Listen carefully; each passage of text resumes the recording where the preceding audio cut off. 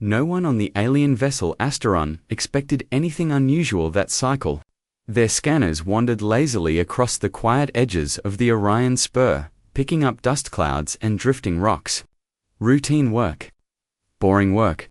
The kind of duty given to low-ranking explorers who hadn't yet earned a place in the Central Fleet's. Kozel, the ship's navigator, rubbed his tired eyes and muttered, "If I see one more empty system, I'm filing a complaint." His captain, Vetra, gave a faint smile, not because the joke was good, but because the long silence was beginning to wear on her too. "Stay focused.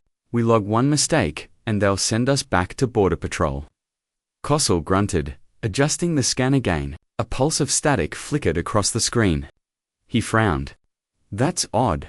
Something's reflecting at a strange angle." "Another asteroid?" Vetra asked. "No," he whispered, leaning closer. "Too structured." For a moment, the bridge grew quiet. The way people fall silent when their instincts sense something important before their mind does. Kozel increased the resolution. Lines sharpened, shapes connected. A contour formed a smooth curve, then a precise bend, then a series of parallel structures. Vetra stood up. "That's artificial." The word hung in the air like a spark about to ignite a storm. Kozel swallowed. "Captain, it's a planet. And it's inhabited, highly inhabited." The screen finished rendering. Blue oceans. Brown continents. Cloud patterns swirling like living art, and their millions of tiny lights crawling across the dark side. "Cycle logs confirm," Kozel whispered. "This world wasn't in our archives. Not in any archives." Vetra's voice trembled despite her training. "Then we discovered it." The crew stared, breath held. A forgotten, hidden world. A world full of intelligent life. A world called Earth, and somehow the galaxy had never known it existed. For the first hour, no one spoke much. The crew of the Asteron moved carefully, as if a single loud sound might disturb the image on the screen. Kozel kept replaying the scan, zooming deeper into the clusters of lights. Roads, cities, moving vehicles, heat signatures, all unmistakably signs of an active civilization. Vetra paced slowly, her hands clasped behind her back. "How did we miss this world for so long?" she murmured, more to herself than anyone else. "Maybe it was shielded," Kozel offered, though he didn't sound convinced. "Planets don't shield themselves," Engineer Luro replied. "Someone shields them." A quiet weight settled over the bridge. Shielding technology at planetary scale was something only the oldest empires attempted, and even they struggled. Kozel suddenly stiffened. "Captain." Detecting transmissions, Vetra moved behind him. "Their language?" He shook his head. "Many languages. Dozens. No central broadcast. It's like billions talking at once. Billions." Luro gasped. The Asteron's crew came from powerful civilizations, but even their homeworlds rarely crossed a few billion in population. The concept of an unregistered world with that much life felt almost unreal. Kozel filtered through the signals. Music, conversations, arguments, weather reports. Strange advertisements. Emergency sirens from somewhere across the globe. And underneath it, and odd hum of data, endless and intricate. "That's noise," Luro said. "No," Kozel replied softly. "That's structure. A network. They're connected by something fast. Faster than anything we use for civilian communication." Vetra leaned over his shoulder. "So they're advanced?" "I don't know," Kozel said. "Their energy usage looks primitive. Their weapons seem outdated. But their thinking speed, their information flow, it's frightening." Luro exhaled slowly. What kind of species builds a world so visible, yet stays hidden for ages? Vetra stared at the blue planet. "Humans," she whispered. "They call themselves humans." And for the first time in her long career, she felt afraid. The Astron drifted closer, its engines humming softly as the crew tried to steady their nerves. The unknown always carried danger, but this felt different, like they were tiptoeing toward a sleeping giant. "Bring up visual feeds," Vetra ordered. Kozel worked the controls. A moment later, screens flickered to life. The view zoomed through layers of atmosphere, clouds rolling away like curtains revealing a secret scene. They saw people, not monsters. Not towering beasts, just humans, walking on sidewalks, crossing busy roads, buying food from small shops. Some laughed with friends. Others rushed to work. Children ran in wide looping circles, as if the world was too exciting to explore slowly. They're so normal, Lura whispered. Define normal. Vetra replied quietly. Kossel switched to another region.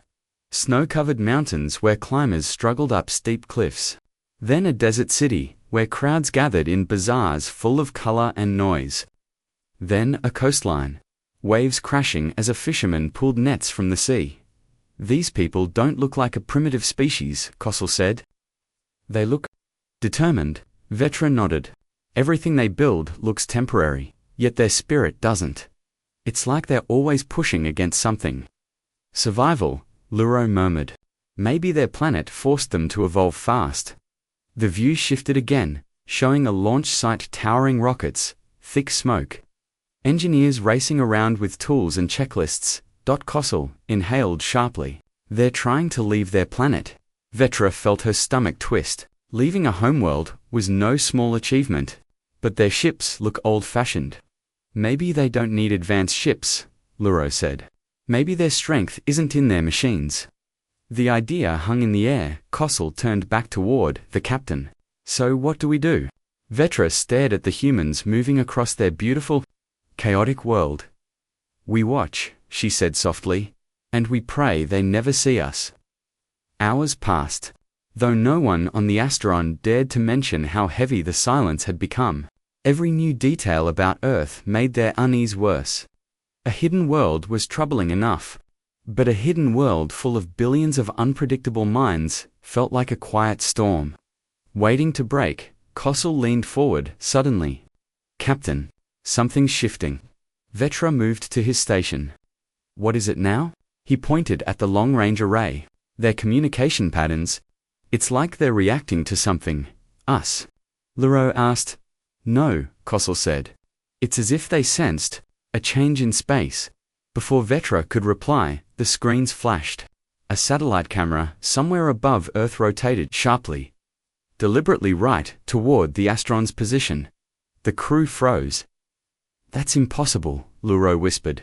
We're in deep cloak. Kossel's hands trembled on the controls. The satellites locked on our heat signature. But how? Vetra asked, her voice low. Because they're watching the sky, Kossel said. All the time. For everything. The screen zoomed in. The satellite's lens glinted under sunlight, cold, unblinking, aware. A faint chill settled into the bridge. They've detected something strange, Luro said. Maybe not us. Maybe just a disturbance, but they're curious, Kossel added. They don't ignore unknowns. Vetra stared at the human-built satellite. These people. They don't wait for answers. They hunt them. Another alert chimed. Earth-based radar systems began sweeping wider arcs, almost overlapping the Astron's relative position. Captain Kossel whispered. If they increase power even slightly, they'll pick us up. Vetra's jaw tightened. Hold position. They haven't seen us yet. Luro swallowed. And if they do? Vetra looked back at the swirling blue planet. Then, I fear this quiet galaxy will finally learn why Earth stayed hidden. The Asteron held its breath, if a ship could. Every console blinked quietly. Every sound felt too loud. Even Vetra stood unnaturally still, as though motion might break whatever fragile barrier existed between them and the humans below. Then Kossel whispered. Captain. We have an incoming signal. Vetra stiffened. From Earth. Yes, but not directed at us. It's broad spectrum. A global alert. LaRue frowned, like they're warning their own people. Kossel shook his head slowly. No, it's different. Listen. He patched the translation through. A human voice, calm, steady, almost too steady, filled the bridge. Not a soldier. Not a politician. A scientist, perhaps. His tone carried the weight of someone who understood the sky better than the ground beneath his feet. Repeat. We have detected an anomaly outside the expected Lagrange corridor. This is not a satellite malfunction. We advise all stations to continue full sky monitoring. Unknown activity confirmed. Luro swallowed. Unknown activity? That's us, but it's the way he says it, Kossel added. He's not afraid, he's curious. Another voice joined a woman, this time, firm but thoughtful. If it's interference, we'll map it. If it's something else, we will learn. That is what we do. Vetra felt a cold pulse run through her. Humans talked like explorers confronting a puzzle, not prey sensing a predator. They're not preparing defenses, Luro said quietly. They're preparing questions. Kossel leaned back, exhaling shakily. This species doesn't panic. They investigate, and investigations lead to discoveries. Vetra murmured. The screen shifted again, showing humans gathering at observatories, checking equipment, adjusting antenna arrays with the focus of hunters, tracking invisible prey. Luro whispered the thought that everyone felt but didn't want to say. Captain, these people might find us. Vetra didn't look away from the planet. No, she said softly. They will. The crew gathered near the main viewport as Earth rotated slowly beneath them, glowing softly in the dark. It looked peaceful, almost gentle. Nothing about its oceans or clouds suggested danger. And yet, every instinct whispered that something on that world was far from ordinary. Kossel's console chimed again. He frowned. Captain, another signal, but this one isn't from their scientists. Vetra approached him slowly. Then who? It's civilian traffic. Millions of voices. But there's a pattern forming. He tapped the controls, confusion growing across his face. They're all talking about the same thing, which is, Luro asked. Kossel swallowed. The sky. They're sensing a shift. People are reporting strange feelings, odd dreams, sudden awareness, as if they know something is out here. That's impossible, Luro muttered. Is it? Kossel whispered. Maybe we misunderstood what advanced means.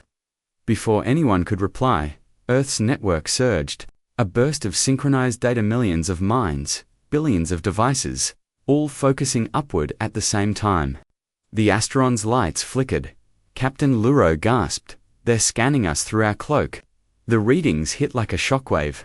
A primitive world shouldn't have been able to see through their technology, but the humans were not using machines alone. Their combined signal felt alive. Vetra's heart pounded. They're not discovering us, she whispered. They're recognizing us. As if answering her words, a final transmission cut through the interference. A single human voice. Calm, a little tired, but certain. We know you're there. The bridge went silent. No threats followed. No demands. Just those simple words, spoken not with fear, but with quiet understanding. Vetra stepped closer to the viewport, eyes fixed on the blue planet. They weren't hidden by accident, she murmured. They hid themselves. Until they were ready. Kossel exhaled shakily. Ready for what? Vetra closed her eyes, feeling the weight of the moment. For the galaxy, she said. And now? The galaxy will never be the same.